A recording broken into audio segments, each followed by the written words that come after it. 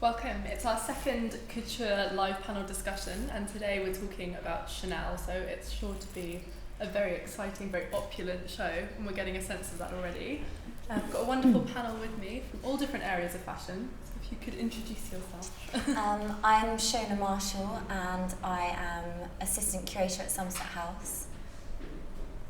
I'm Richard Gray, and I'm Executive Fashion Director of the Sunday Times Style magazine. Hi, I'm Judith Clark, and I'm an exhibition maker.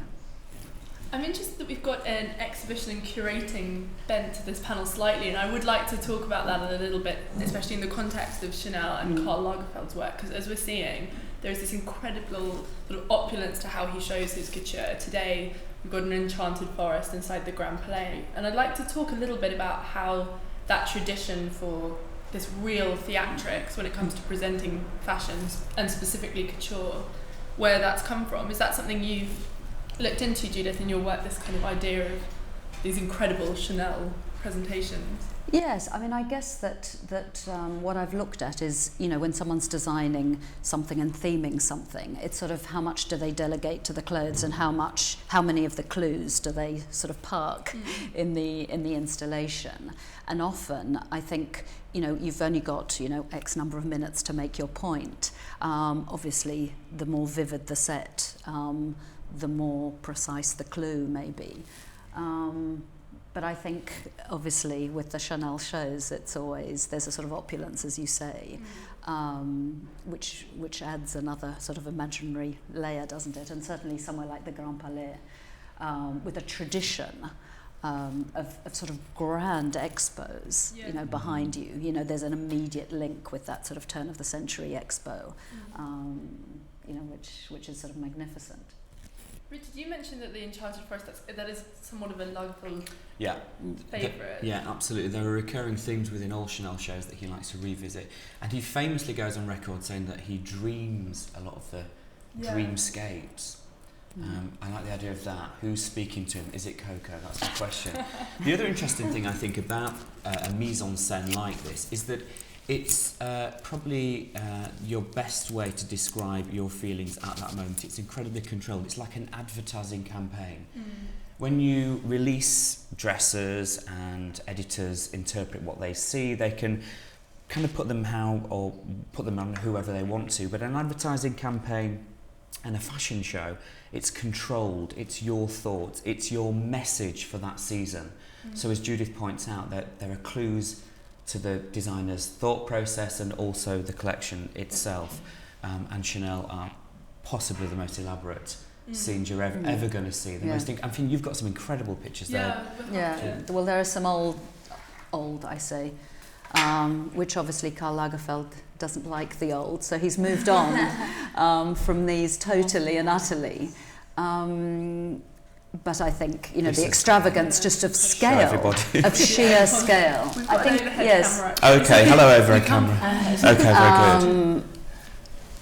This is just out of this world, isn't it? Look at the scale of this. And does this tie into the kind of a discussion of what the purpose of couture is? Because obviously there is this argument that no one buys couture anymore. And we talked a little bit about this yesterday with what Raf's doing at Dior, which is creating this very clear message between all of his collections, whether it's pre-fall or ready to wear or the couture. And do you think that's part of what this is? It's what you say about putting an idea forward. So you almost use the couture to kind of wow people. Yeah, it's the pretentious phrase, and it's an idea experiment. So you put forward your thoughts for that season. And also, Karl Lagerfeld is saying something here. He's waving his rattle and saying, I'm the oldest, I'm the best, there's new kids on the block, Raf, Hedi Slimane, what are you going to do? This is me. It's kind of a flexing of muscles. We saw that last season in Ready to Wear especially, and I think we may see it this season as well. It's a statement. Yeah, yesterday he had Ready to Wear had that wonderful no smoking sign up, which I thought was great. Yeah. I think as well it's transporting you to a completely different world, and I think the thing is that you can't really understand how much work and the fabrics, the beading, the embroidery, the detail from any of these pictures until you really see the object. And I think it's all about this trick. It's a joke. It's like, well, you think it might be the boucle tweed, the Chanel suit, the classic that Coco would have designed, but actually it's chiffon and it's actually embroidered and it's all beading. And I think that kind of idea is really a flexing of your muscles, as you said, and this idea that, hey, this is what we can do. These are the people that work for us, and they've worked for us forever. And we have hundreds of seamstresses for hours and hours sewing everything by hand. And I think it's just this fairy tale world, and especially in an enchanted forest, it all works into this dream, really. Yeah. On that note of skill and artisanal craft, and it's worth noting that Chanel have been incredibly supportive of the satellite businesses that they own within Paris generally. They have a subsidiary company called Parafection, which they launched in '97, I think, which bought up the satellite craft workshops around Paris, and but yet they remain independent, and I love this. So you have Lesage, who do feathers, and then you have Le Marier, I believe, who Lesage who do embroidery, Le Marier who do feathers and the camellias, and Dior can buy from these workshops, and Jean-Baptiste Valli can use the feathers on his incredible gowns, but they are owned by Chanel. I love this idea that Carl and Chanel have got behind craft. Interestingly, the Barry Knitwear Company of Scotland were bought last year and have now joined this umbrella company. So all Chanel's incredible cashmere knits are manufactured, and they saved 176 Scottish workers. Oh, wow. Isn't it great? Yeah, that is brilliant. Because I think, Lagerfeld is the last person to sort of apologise for couture, and I think sometimes people apologise by becoming more conceptual or something. It's as though, well, actually it's about something else, and slightly sort of missing, the main point about what are we doing with this luxury and this ostentation. But I think it's like, when you talk about it like that, it's saying, well, actually, we're supporting a craft industry, and actually, we get back to a different kind of sustainability project, even though Karl Lagerfeld wouldn't describe it like that. That would be too drab for him. But I mean, the other thing about the detail is that when you have, a lion this size, you're saying something about the extravagance when obviously everyone in the room can't see the detail. So the choreography has to, in a way, make up for that. Yes, that's don't interesting. They? You Macro, can't see. micro. Yeah, that's lovely. You can't actually, see what you will see in the photographs, later on when they're styled. And so you have to do something with that, I think, in a show. It's almost a message on the might of Chanel as a brand, I always find, I think, with the couture, because one thing we talked about this yesterday as well, one thing that's really interesting about Chanel is it has these incredibly strong codes. We said if you see a girl in the street, you can tell that she's wearing Chanel. And I think that's one thing that this almost implies, it is this might of a brand. I think it's testament to the power of Chanel that the codes have become lingua franca for well-dressed. So the camellia, the pearls, the boucle jacket, the LBD are all what we call house codes. The new marketing phrase is brand DNA. And the fact that you can speak to a woman in the street, she may know nothing about fashion, but she'll know about Chanel No. 5. She'll know about the Rouge Allure lipstick. She'll know about a quilted bag. That's powerful. If only religion could spread their message like this. The church should look perhaps at fashion houses and think, how do you retain that authority and power? And because the church is a brand, it's there are logos, there's a cross. That perhaps they could learn something from fashion houses. I'm interested in how, because we've all stayed quite closely talking about Lagerfeld, and I'm interested in how he's taken the original codes of the house and updated them or modernised them or worked within them. What do you think his great strength has been there? What are the Lagerfeld codes versus the Coco codes? Well, I think that again shows the genius, and we don't bandy that word around as much as our colleagues, but the genius of Karl Lagerfeld, that he works within parameters. You know, you can only do, it is Chanel, and he always maintains it's Coco's vision, and all he does is reinterpret, and you have a beautiful room here. It's like this table. We can move that there, and we can move that there, and we can perhaps turn that upside down, but it's still this table. It's still Chanel, and he has to reinvent that season after season. What's he do now, 14 collections a year? That's no mean feat. No. But I think it's also it's reinterpreting this idea that Coco Chanel always looked at the street as well, as does he. You know, and as you said, you can turn upside down, inside out, back to front, a Chanel boucle wool suit, but it's still going to be this, it's a trademark, and you can see it in the holy trinity of the three accessories, the costume, jewelry, the pearls, the quilted bag, the pumps. And I think to reimagine that in a modern way was always what Chanel was all about. And I think there was a period of time in between Coco and Carl where it wasn't so successful, and actually what he's done is come along and really worked within those parameters, but made it work for the clients, for the customer. And that's ready to wear too, not just couture. So do you think that is the kind of the crux of the success of the brand, has been this focus on modernity? Because it seems ironic when we're looking at couture and it seems so antiquated in a sense, but as you mentioned, with what Coco did, but also with Lagerfeld, it is that focus on progress. And do you think that's what makes the brand so special? Possibly. I mean, I think it's sort of modernity with a capital M as well, because his loves are early 20th century. And so there's always an eye for sort of, you know, historical futurism. You know, it's always futurism, but from a different standpoint, I think. But I think certainly I've recently been so immersed in his early work for Chloe, and hundreds and hundreds and hundreds of unpublished drawings of his.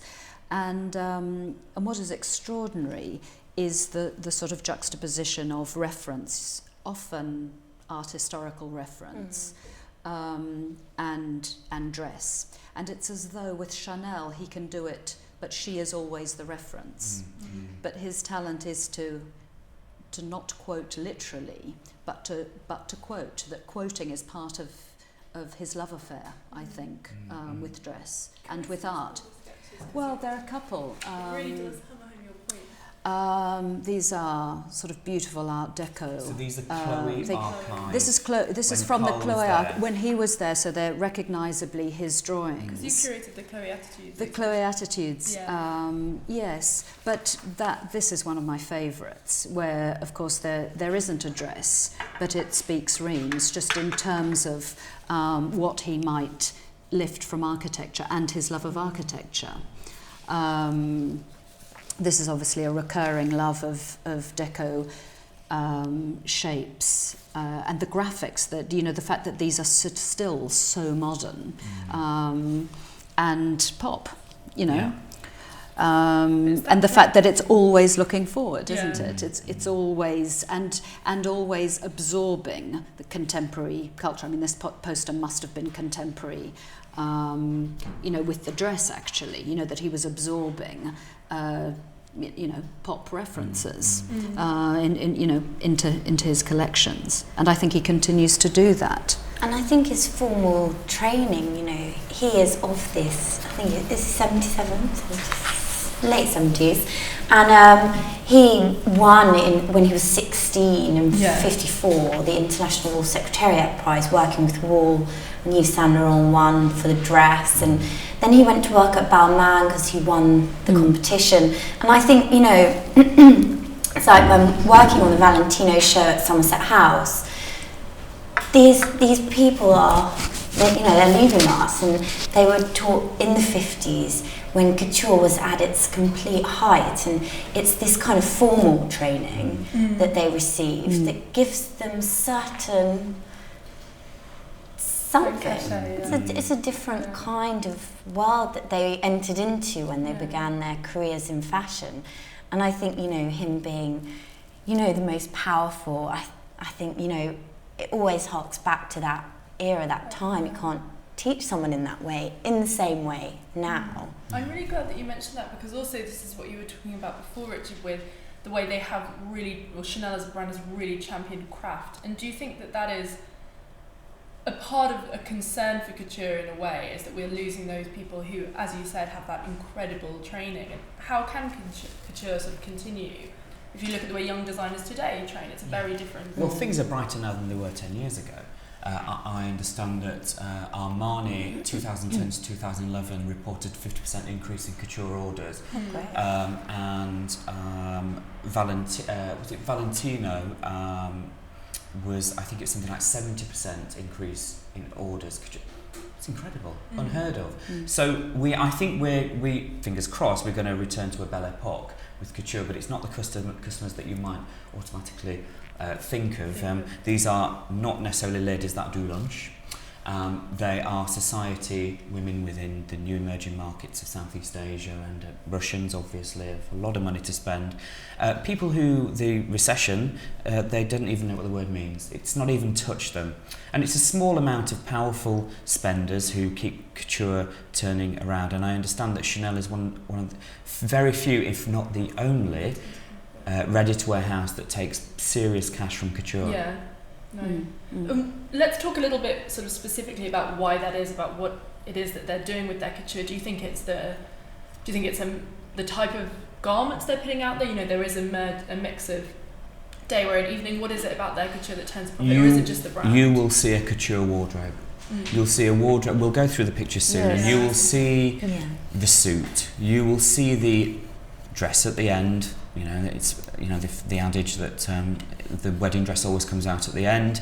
You will see the perfect cocktail frocks, lots of them. You will see the great little boucle suit with a chained hem. So if there's any gust of wind, Madam can keep her legs at her own business. It's a wardrobe. It's a working wardrobe and a reflection of how certain women with tons of cash dress. So should we have a look Yes. at his offering? So this is our opening look, and you can see that beautiful enchanted forest around it. White, interesting. Yes. Of course, black and monochrome being key Chanel signatures. I'd like to talk as we move through a little bit about wit as well, because I think that's such a huge part of the Lagerfeld code, and you see that from our giant lion and our big No, it's always funny. It's always. The other thing about the enchanted forest, it makes me think of the beginning of Diana Vreeland's autobiography, where she describes as a child going to the Bois de Boulogne. And I always think when you're in Paris that the enchanted forest is the Bois de Boulogne, and you imagine these the sort of walks through it. And the other thing that she describes when describing the Bois de Boulogne is the monochrome of Edwardian life, and then suddenly the colour coming in with modernity. And so I think the monochrome, it feels like something out of her monochrome has a serious autobiography quality, doesn't it? It does, yeah. So we presume then that the feathers were made by La Marie, yeah. So now, very awkward skirt length for any woman. Just above the knee, somewhere. Where is that? That's not an easy skirt length. She's 6 foot tall, probably. Anyway, so on the rest of us, it would be my ankles. But which segues beautifully into the whole idea of couture. That in fact you can as a customer you can bring that down a couple of inch if you want to, because obviously you all know, but couture is made to measure. You go in for fittings, you have a toile, you have various toiles, and Madam is treated to the most immaculate service, and you will have a dress that fits you perfectly.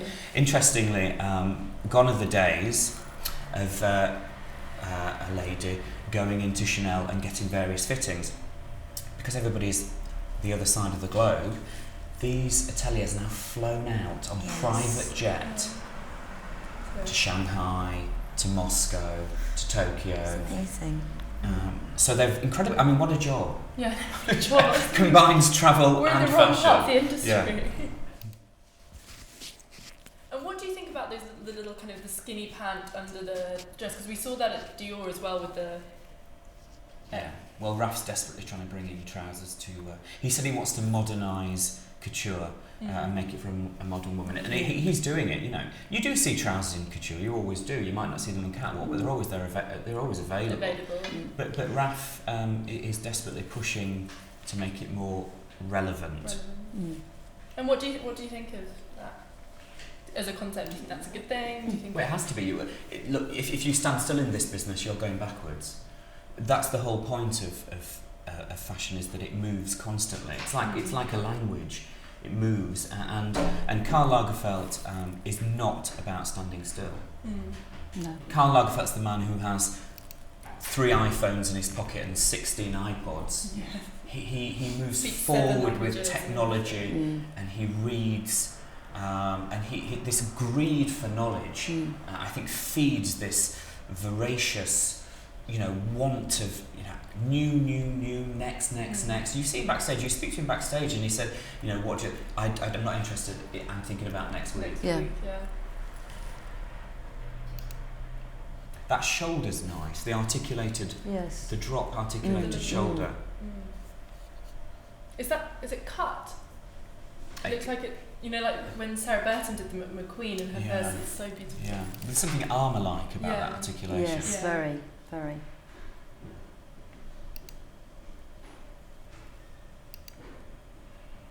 And there we are, classic great. Chanel.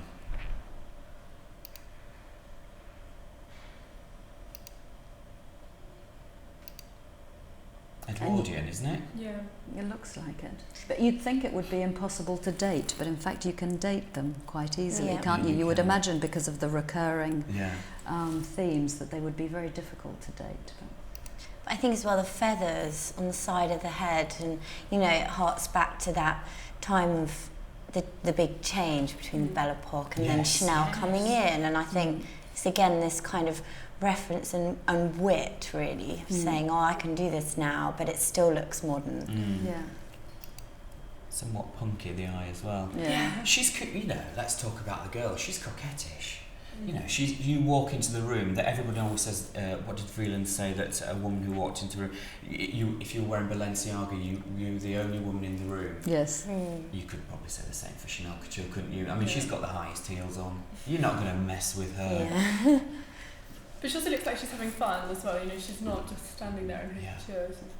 It's the French phrase jeune fille, which they love to bandy about, which is the kind of, but the irony being that not many jeune filles can afford these clothes. But it is very French, you know, working, obviously couture is always known as being very Parisian, but working with Valentino, that kind of Italian style, this is French, this is French with a capital F, and I think it is that Parisian girl, and I think that's what is attractive. You're buying into that chic. Spirit. Yeah, that, you know, you can't argue with how chic it is, the black and white, it's untouchable, really. Is that lace? Looks I like bet it's the most beautiful thing if you... You know, this is going to be... felt the fabric. This is not lace. No, That's not. Lace, That's going to be built up with beads and embroidery. And hours of stitching in an atelier, in a studio. And in the Chanel studios, there are various rooms. And one's for tailoring, one's for lace work, one's for hemming, one's for toiles. And it's kind of these off rooms and various floors, and it's a fascinating space to be in. She looks as though she's wearing, if you go back one, sorry, it looks like she's wearing spats. And there's always a sort of the androgyny, you know, even in the tiniest detail, because it's such a feminine dress, and then suddenly at the bottom, it almost could be spats. I like that. Like, you know, the last ready to wear with the beach ball bag, there is always something a little bit subversive. Yeah. But It looks like it. I may not be seeing it right, but Coco was known for bringing masculinity into you know, she liked this cross current of the masculine and feminine. Yeah. And she loved menswear, tailor and code. Exactly, and she the bobbin. Indeed, and she famously put pockets into pants and pockets into jackets. I mean, what was this woman playing? There was hell to pay at the time. She was a revolutionary for doing this and bringing in men's tailoring fabrications like grey flannel from women's ready-to-wear. This was outrageous at the time. Yeah. and it was about this comfort, you know, being sexy in the evening and really comfortable because you're working and you're busy, and I think that's appealing in couture as well because people do need to wear it. Yeah. The greatest revolutionaries have something to revolt against, and Chanel revolted against the corseted, fettered costume, and they were costumes. They weren't. This is costume. You honed yourself into costumes, and you had your armour. And she rebelled completely against that. And it was about the flat-chested. She celebrated the flat-chested moment of the time, and it wasn't about curves. A curve turned into this shape, a rectangle. And you still see that. That's what I think. You know, the codes that she set up. You don't really. Because we're talking about Chanel, we unpick them in a Chanel collection, but it's so revolutionary in how you see that across fashion. Yeah. But that's one of the strengths of Karl Lagerfeld, that for the first part of this discussion, we focus so much on Lagerfeld rather than Coco, because it's become him. Yeah, him. yeah. That looks like Mae West. Mae West and May have worn. They're never voluptuous, are they? No. He's always... Yeah.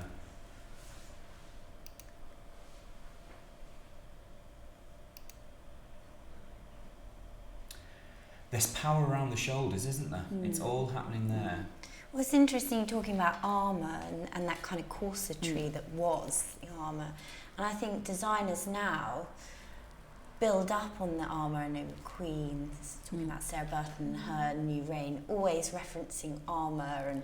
And I think it is a kind of sense of building up this kind of powerfulness and importance. And it's a modesty as well. I think it's a different way of accentuating the female body that's away from that kind of very 90s focus on kind of the breasts and the hips. It's a lot more, it feels a lot chicer, a lot more French, as we were saying before. But also I think protection. I mean, it's, you know, so much is so fearful. I think, you know. It looks. We need some armour. This is around. pared down, by the way. I think this is definitely pared down. It is. Couture. Yeah. I wouldn't say minimal, but it's reductive. It's also more playful than what we saw for the last couture. I think there is that. There's more of a wit and there's more of a usefulness to it. It shows in the makeup as well. Yeah, exactly. She looks like she's coming home from the night out, isn't she? Yeah, what is her story? That's always interesting. What is she up to, do you think? Why is she in an enchanted forest, and why is she wearing evening wear? I think she's been to a great party and she's just slipping off. She has, hasn't she? I think that's the interesting thing as well about the spectacle of couture and the show, and we were talking a bit about it earlier, and I think that you know, it's the storytelling, so it's building a tale, and I think a lot of designers have really played around with that.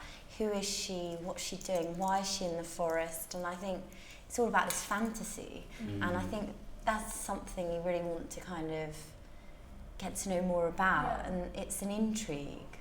I'd like to talk a bit about this idea of designers as storytellers, because that's obviously something we've seen in some of the references we've looked at, and also in today's show. But there are designers who don't, you know, they approach things very differently. They don't see themselves as having a narrative to their work. Where did that idea of the storyteller sort of come from? Is that something that you think's always been in Chanel, or is that something unique to Lagerfeld? Do you think that's a strength of the brand? I think there's always some narrative, some way, somehow, and that the visuals of that would be a mood board. A designer has a mood board with all various references and tears and quotes and this, that, and the other. So there's always, I mean, the biggest narrator was John Galliano, who and that's, you know, I was speaking to Bill Gatons actually before Christmas, who's taken over at John Galliano. He was his chief of design, a most incredible man, and he said that it was actually quite difficult working under John because I mean, he was incredibly complimentary, but he said it was difficult in the respect that you had a story here, a woman leaves house and then suddenly ends up in the Sahara Desert in evening wear. But you had to stick to that timeline, and then the clothes came from that story, and it's very strict. And then other designers like Phoebe Philo, I mean, I don't particularly know how she works, but I don't think there's a It's not that same. I think it's more about how a modern woman lives. Stella being the same. She's a working mum. as is Phoebe, so they want clothes that work for them. But then it's like a sort of fetishism, isn't it, in terms of the construction or the, you know, even, you know, it's minimalism is not less of a story, No. is it? No, you know, no, than just sort less of of it, opulence. doesn't mean- Exactly. yeah, of course. You know, I can't think of anyone working without a narrative because I wouldn't know how they might start. I think you need something, however sort of subdued it is. Yeah. I mean, John Galliano wanted people to go on the journey with him, Yes. didn't he? Yeah, You know. of course. And I think it's a certain period of time that storyteller came from. McQueen, Galliano, they all were doing the biggest stories and the best spectacles. And it's that period in the 90s, and it was very, I always think of it as very English, and I think it's this idea of literature and how it's so rooted within literature, but that spectacle that we see now, and really, I don't know, was at its height in maybe that period of time, the 90s, and especially McQueen was ready to wear after all. But I think if we look at the beginnings of couture and the show, it was all very straight. You know, you would sit on the rows and the mannequins, as they were called, would come out with a number on their wrist or holding it, and that was how you would differentiate between look 1 and 10, and it was all very businesslike and subdued. And I wonder where, and I've never looked into it, how it progressed into this and where that came from. It's an interesting kind of thing to look into. Yeah. We'll see some of that house exhibition. Oh yeah. Yeah. But a lot of them are preoccupied with exhibitions anyway, because of them representing themselves within, you know, an exhibition format. So they're thinking about props, they're thinking about backdrops, aren't they? 100%. Yeah. It's the new book, isn't it? Yeah. It's the new biography. Coffee table book. It is definitely having a period of It is, time isn't where it? it's having a That's moment. interesting, yeah. Why do you think that is? I'm not sure, and I think in some ways, I don't know, working on Valentino is the only thing I have to reference to the last thing I've worked on, being Couture House, is, you know, Valentino career was over 50 years, but I feel in some ways Mr. Giametti and Mr. Valentino have become, that's their new job. You know, they have the online museum, that's their new project. You know, they're not working at the helm of the company anymore. They're looking and preserving all the fantastic things they did. And I think in the same ways, designers are becoming very savvy archives as well. I used to archive collections for designers, and it's more and more, you know, a young designer, British, Christopher Kane, he has an archive already. And perhaps 20 years ago, I don't know, but They didn't. didn't know. And it I know wasn't they didn't. It wasn't. They didn't have the space. They No. didn't think about it. Didn't think about their No. importance. Why are they more savvy to that now?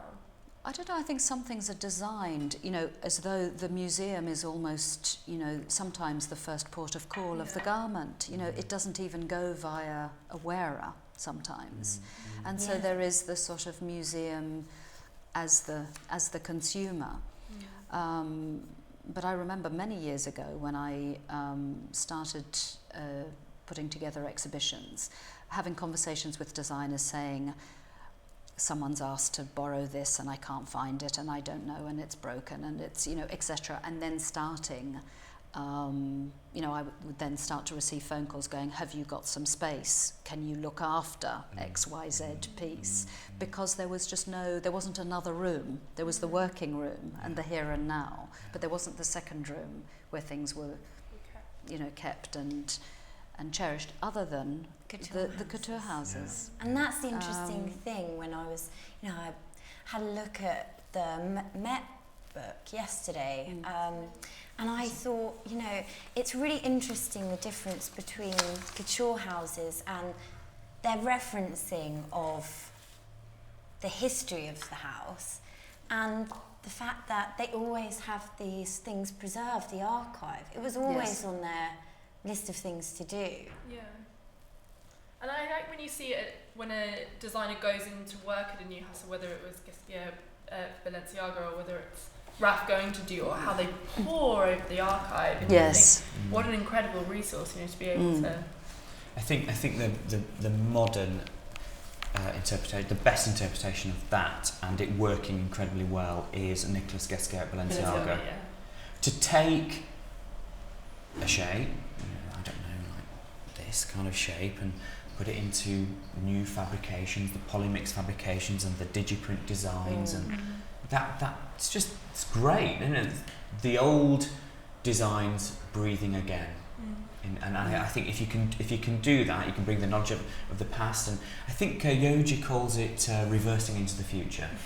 So looking at what you've done and crystallising that and taking it forward, and I think a lot of brands on a purely commercial level are looking at that now. Burberry, of course, taking the house check, taking the Mac, taking it forward. The archive is has been for years, a huge rejuvenation into what's there, cataloguing it, and I think it's interesting talking about Balenciaga, because then that, looking at the past, bringing it to a couture catwalk, and then that feeding right the way down onto the high street. It all starts again. Powerful. Yeah. And Shonagh is such a good example of this, of the referencing, because we get the joke, we get the camellia, we get the, there's the sort of instant knowledge of the game. Yeah. Whereas with Balenciaga, a lot of people don't have the references, do they? I mean, the designer does. Hence it being the the ultra fashionista's choice, because it's not known yet. That's why it's important, I think. Yeah. It is interesting you say that about Shonagh, because you say we get it, because there is that sense that everyone gets it. It is very accessible in that sense of anyone, no matter what their interest in fashion, could look at this and would probably know it was Shonagh. And even if that's just from seeing an advert with Keira Knightley, or whether it's watching Coco before Chanel the film, there is that inclusivity to it, which makes it really exciting. It's so different, as you say, to what you see at Balenciaga. And it's interesting when working on exhibitions, trying to make people aware, and especially somewhere like Somerset House, that everybody understands, first of all, what you're putting on, so they would like to come along, and then understanding these certain things. But if you were to do Chanel, everybody would come anyway. Do you think there is more of a popular sort of thirst for fashion at the moment? Because I think obviously this goes back to the Savage Beauty exhibition, but how incredibly well attended that was. And do you think a wider public are more excited by fashion, whether it's your Tim Walker or your Valentino exhibitions? Have you found the uptake really strong? Yeah, I mean, Tim Walker is on over 90,000 visitors. It was a free exhibition, but that's not to say, 90,000 people went out of their house. On Saturday, the snow, over 1,500 people came to see Tim Walker. It's incredible. And Valentino's been hugely popular in a paid exhibition. And I think we're carving a little role out for ourselves, Somerset House, because we're not the V&A, or we're not assumed. There's not a permanent collection. You don't know. Every day you can come to Somerset House and see something. So you have to engage with people to say, look, this is on, we'd love you to come. And I think that's different. So in the way that we've seen such huge kind of popular demand for fashion exhibition, I think it's nice to talk about Valentino, because actually talked about the images and the films and what you can see online and what you see in the magazine is nothing compared to seeing it. Actually, in fact, until the Valentino dresses came to Somerset House, I still didn't know what they were. The images would never have done it justice. The embroidery, the lace. We thought one dress was lace. It was actually beading to look like lace, and another one cut lace and layered on top of each other. And I think it's that thing that brings the public to see something, because you'll never see anything like that. Not even I mean, even if you're fully immersed in the fashion industry, nobody really walks around in these clothes, and it's really rare. So I think that's a real pulling point. Yeah. No, it's interesting.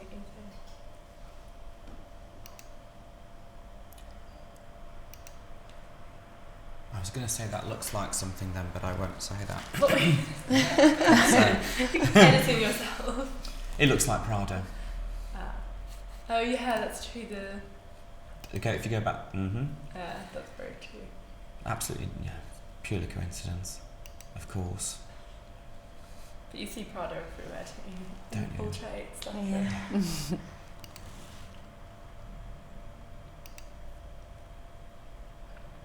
And Karl Lagerfeld has also loved Japonisme for so long. I mean, it's also back to the Chloe. sort of, And you the know, 70s sort of obsession going, with all- yeah. Kenzo Yamamoto. with the sort and of all that era. Orientalism, Yeah. as did Shonagh. I mean, there are some wonderful early Orientalist pieces in here somewhere. I won't. It'll take a while. Shoulders again, look. Yeah. It's actually, if you look at it, it's very flattering as well, because you think It it's is. that part of your arm that's covered, and you think of a couture client, and as you say, you know, it's not some young, gorgeous Parisian girl. It is someone who's perhaps of a slightly older age, and having that part of your arm covered, it's really, really flattering. No, that's and very. really That's a beautiful. very, very good point, because that's very flattering dress engineering. And again, That's very Edwardian. Though. That is. Yeah, and the That's a black col- and white the high one collar. before. And you know, That one. again on a retail, obviously this is not retail as we know it, but on retail, this longer length frock has come back, hasn't it? Mm. You would never really see women wearing full length gowns for anything other than evening wear occasions, and yet you're seeing full length gowns on other occasions that you aren't. see young girls in the street wearing Long, full-length yeah. gowns with no Yeah. boots, That's just in- interesting. Yeah. Yeah. And what do you think about this idea that it worked into a couture show? There'll be, this will be a red carpet, this will be an Oscars. You know, the Oscars is coming up, I think. Do Absolutely. you get excited by it? Do you try and work No, I out? don't. No, I hate it. gonna I hate the march of celebrity in fashion. And I hate the fact that celebrities are on the front row, because they delay everything and there's no point in them being there. It's only for their own benefit and of course the house's benefit and the click, flash, flash. But it's so far removed from architecture. Mm. But you're It's- seeing that with some of the couture, where it's literally just produced to then be put on a red carpet and then. Oh, Yeah. of course, because those tweets and those Facebook pictures, those Instagram pictures go all around the world and spread your message, and it's in controlled form. Mm. Again, going back to the idea of a set and going back to an ad page, that, you know, a red carpet look will be a full look. Mm. Generally. Yeah. Generally. There may be other people's jewellery, there may be another pair of shoes, but it generally is the full, separates all the dress. Mm. Might be interesting to point out the influence of one particular woman, which English woman, which is Amanda Harleck, Yeah. Yes. who is Lagerfeld's muse. I think we can say that. Yeah. Who's a this woman has just this incredible mind, I like the idea that English sensibility is so near the throne. Yeah, that Yes. But there's always been a traditional French obsession with le style anglaise anyway. Without, you know, if that's the riding outfit or you know, the society in general, or you know, people within the court, and there's always been a Parisian London axis. Yeah. And Amanda Harleck was, you know, a great champion of Galliano in the beginning, and going back to that English kind of history and obsession with telling a tale, she is a storyteller. Yeah. She sees a glove as not just a glove, that is somebody's glove, and they have left it on the floor, then they've picked it back up, put it on their hand, and that's why it looks that colour. And, you know, I think it's that kind of relationship that, you know, it's the people behind the scenes as well that are, you know, all making this happen. Yes. It's not just seamstresses, and it's not just Karl Lagerfeld. Amanda Harleck has huge influence, always those, talking about the gloves, those little kind of half gloves and cut off fingers, and I think they really make it, you know, you can identify it in that Sometimes you think way. about the girls, isn't Yeah. it? Yeah. And that makes you want to sort of live her life and then wear her clothes. Well, it's and that's all- very much It's all about the art of seduction. Mm. We're seduced by these clothes.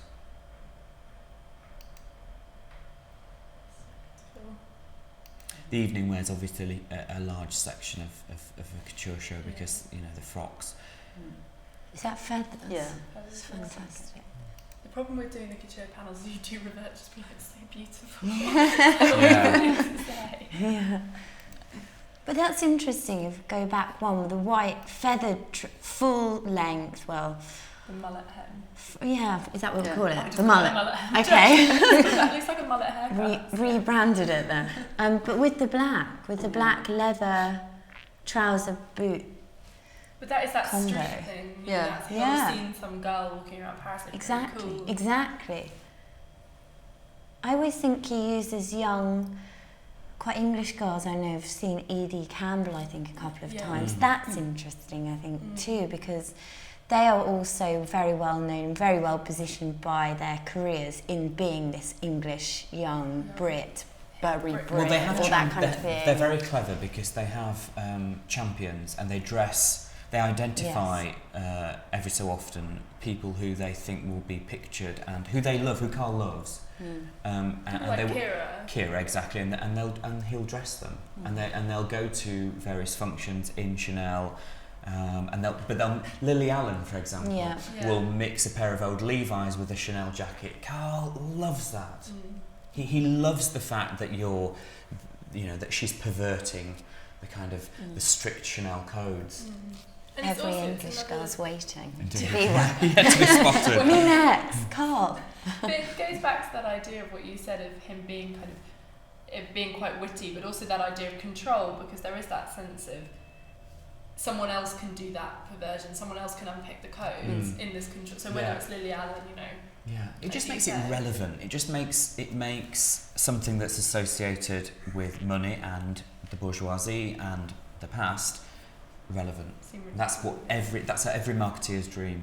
And it's like his photographic exhibition of the jacket Yeah. recently, of it worn in Yeah. 100 Yeah. different ways Yeah. or whatever. It needs to be worn like this. It can be equally worn Yeah. upside down, back to front. Yeah.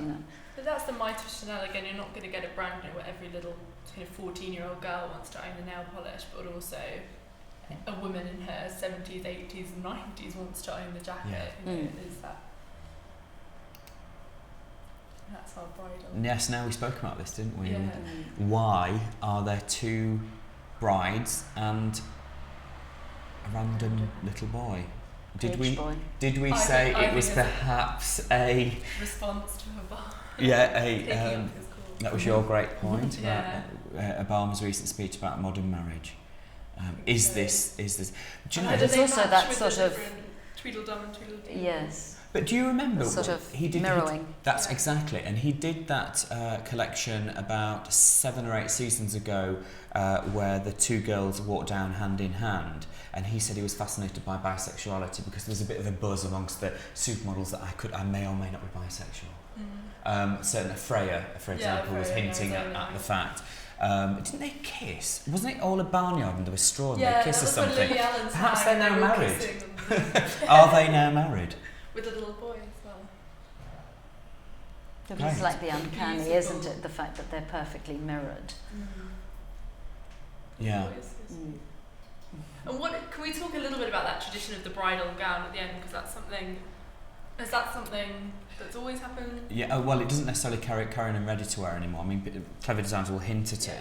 But if you think about what's the most important dress in a woman's life, it's her wedding dress.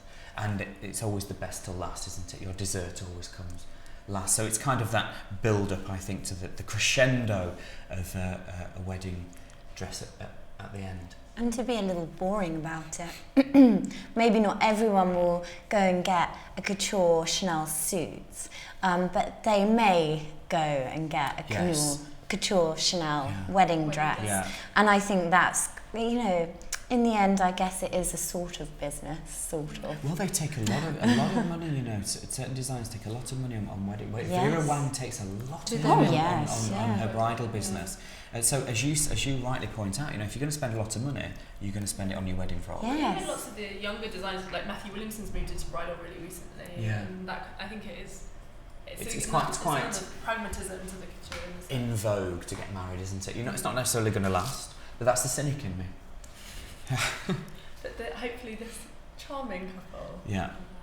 So what's our sort of, if we had to wrap it up? What's our summing up? What's our White. white?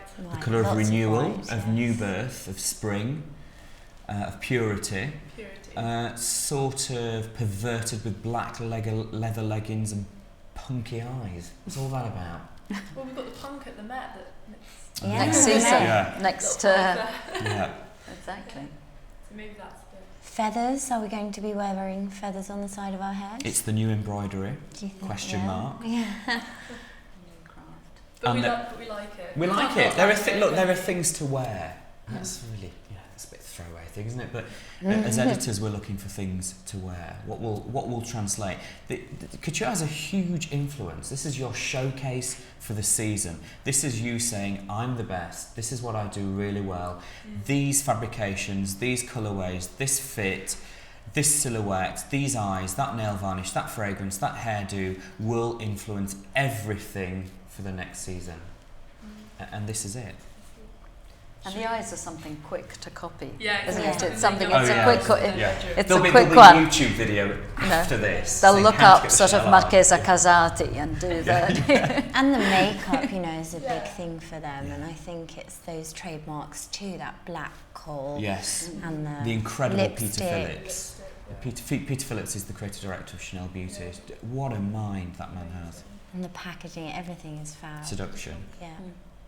Should we give Carl a round of applause? We should, I think. To round things up. I should Thank you bang so on the much. table. Thank you.